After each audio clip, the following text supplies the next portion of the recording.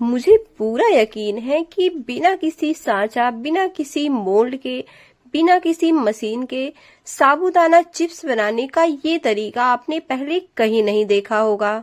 जी हाँ फ्रेंड्स, आज हम बनाएंगे साबूदाना चिप्स, जिसके आगे मार्केट के सारे स्नैक्स आपको फीके लगेंगे। तो फ्रेंड्स, वीडियो पर लास्ट तक बने रहें और अगर रेसिपी पसंद आए तो इसे लाइक करना और चैनल को सब्सक्राइब करना बिल्कुल ना भूलें।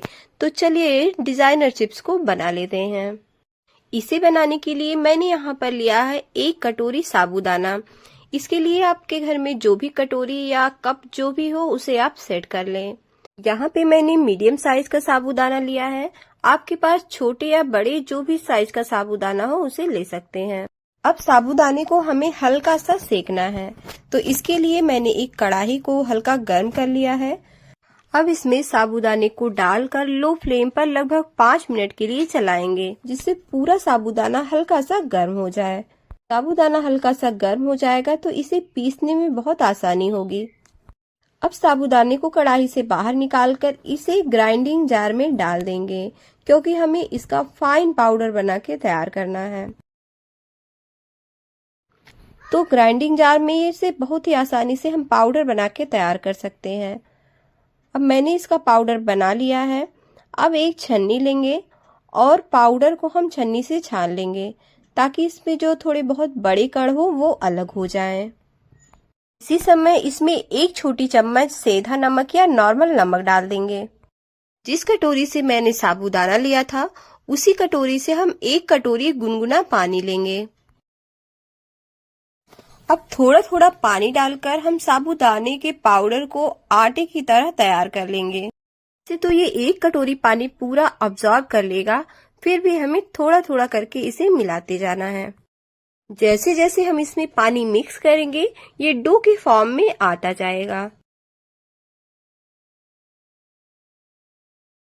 मैंने इसका डो बना के तैयार कर लिया है, तो हमें इसका मीडियम सॉफ्ट डो बनाना है। तो मुझे अभी डो थोड़ा हार्ड लग रहा है, तो लगभग 1 से 2 बड़ी चम्मच पानी मैं इसमें और ऐड करूंगी। क्योंकि साबूदाने को हमने पहले से भिगाया नहीं है, तो साबूदाना थोड़ा पानी अब्सॉर्ब करेगा, इसलिए हमें इसका मीडियम सॉफ्ट डो बना के तैयार करना है।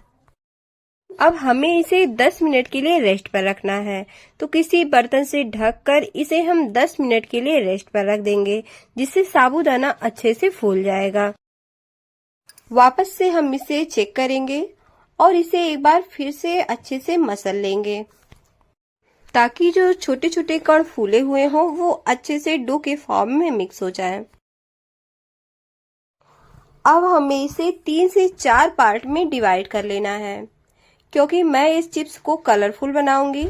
अगर आपको इसे सिंपल रखना हो तो इसे डिवाइड करने की जरूरत नहीं है। तो जितने कलर में हमें इसे बनाना है उतने ही पार्ट में हम इसे डिवाइड कर लेंगे। एक भाग में येलो फूड कलर, दूसरे में ऑरेंज फूड कलर और तीसरे में मैंने ग्रीन कलर मिलाया है, और एक पार्ट को हम सिंपल व्हाइट ही रखेंगे। फूड कलर के ऊपर थोड़ा थोड़ा पानी डालेंगे, जिससे इसे डो में मिक्स करने में आसानी होगी। अब आटे को मलते हुए फूड कलर को आटे में मिक्स कर लेंगे। पूरे आटे में मैंने फूड कलर को मिक्स कर लिया है। अब हम इसका चिप्स बनाना शुरू करते हैं। तो यहाँ पे मैंने एक पॉलीथीन ली है। पॉलीथीन को हल्का सा घी या तेल से ग्रीस कर लेंगे। अब जो हमने साबूदाना का डो तैयार करके रखा था उसे इस पॉलीथीन पे रखेंगे और फिर इसे एक दूसरी पॉलीथीन से कवर कर देंगे। अब बेलन की हेल्प से हमें इसे पतले शीट की तरह बेल के तैयार कर लेना है। इसे बेलने के बाद इसके ऊपर वाली पॉलीथीन को हटा देना है। अब कोई ढक्कन ले लेंगे, जिसकी हेल्प से हम इसे कट करेंगे। तो जिस साइज का आप बनाना चाहते हैं उसी हिसाब से आप कोई ढक्कन ले लें और इस तरह से साबूदाने का चिप्स कट कर दें। ये बहुत ही आसानी से कट के तैयार हो जाते हैं, बिल्कुल भी चिपकते नहीं हैं, क्योंकि हमने इसका डो बहुत ही परफेक्ट लगाया हुआ है। अब जो इसके साइड का बचा हुआ पार्ट है उसे हाथों की हेल्प से निकाल लेंगे और उसे वापस बेल के उसका हम चिप्स तैयार कर लेंगे। इसे बेल के तैयार करने के बाद मैंने एक कढ़ाई लिया है, उसमें थोड़ा पानी उबलने के लिए चढ़ा दिया है। कढ़ाई में कोई स्टैंड रख देंगे। जब पानी में अच्छी तरह से उबाल आने लगे तो इस पे स्टीम करने वाली एक थाली रख देंगे। अब थाली पे हमने जो चिप्स बना के तैयार किया था उसे पॉलीथीन के सहित या बटर पेपर पे रख के हमें इस पे स्टीम करना है। हमें इसे तब तक स्टीम करना है जब तक ये पूरी तरह से ट्रांसपेरेंट ना दिखने लगे। इसे स्टीम करने में बिल्कुल भी टाइम नहीं लगेगा, बस 2 से 3 मिनट में ये पूरी तरह से स्टीम हो जाएगा। आप देख सकते हैं कि यह कितने अच्छी तरह से स्टीम हो गया है और चिप्स बिल्कुल ट्रांसपेरेंट हो गया है। अब चिप्स को कढ़ाई से बाहर निकालेंगे और यहाँ पे मैंने पहले से प्लास्टिक शीट तैयार करके रखी है। प्लास्टिक शीट पे चिप्स को इस तरह से पलट देंगे।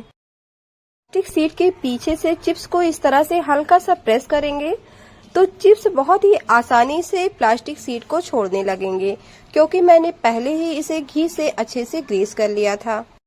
अब सारे चिप्स को प्लास्टिक शीट पे निकाल लेंगे जिससे आसानी से हम इसे सुखा सकें। तो सारे चिप्स बहुत अच्छे तरीके से रिमूव हो गए हैं।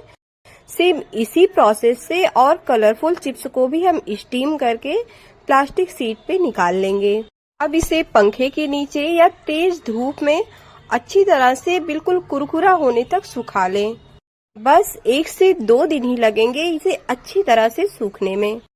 तो लीजिए, मेरे सारे चिप्स सूख चुके हैं और सूखने के बाद ये कितना ज्यादा शाइनी हो गया है। इसे देखकर तो किसी को बिल्कुल भी यकीन नहीं होगा कि इसे हमने घर में तैयार किया है। तो चलिए इसे फ्राई करते हैं और इसका रिजल्ट देखते हैं। इसे फ्राई करने के लिए तेल को अच्छा गर्म कर लेंगे, फिर फ्लेम को लो टू मीडियम के बीच में रखेंगे। फिर थोड़े थोड़े चिप्स इसमें डाल के फ्राई करेंगे। थोड़े ही चिप्स डालेंगे और यह पूरी कढ़ाई को कवर कर लेगा, क्योंकि यह फूल के साइज में कितना ज्यादा बढ़ जाता है और स्वाद में तो इसका कोई जवाब ही नहीं है। अभी नवरात्रि आ रही है तो इस पापड़ को आप व्रत के लिए भी बना के तैयार कर सकते हैं। व्रत के लिए बनाने पर इसमें से आप फूड कलर और नॉर्मल नमक को स्किप करके सेंधा नमक का यूज करें। साबूदाना के पापड़ तो आपने बहुत बार बनाए और खाए होंगे, लेकिन एक बार आप इस तरह से इसका पापड़ बना के देखिए, आपको इसका स्वाद बहुत ही ज्यादा पसंद आएगा। ये पापड़ बहुत ही ज्यादा खस्ता और कुरकुरा बनके तैयार होता है। वीडियो पसंद आए तो इसे लाइक, शेयर, सब्सक्राइब करना बिल्कुल ना भूलें।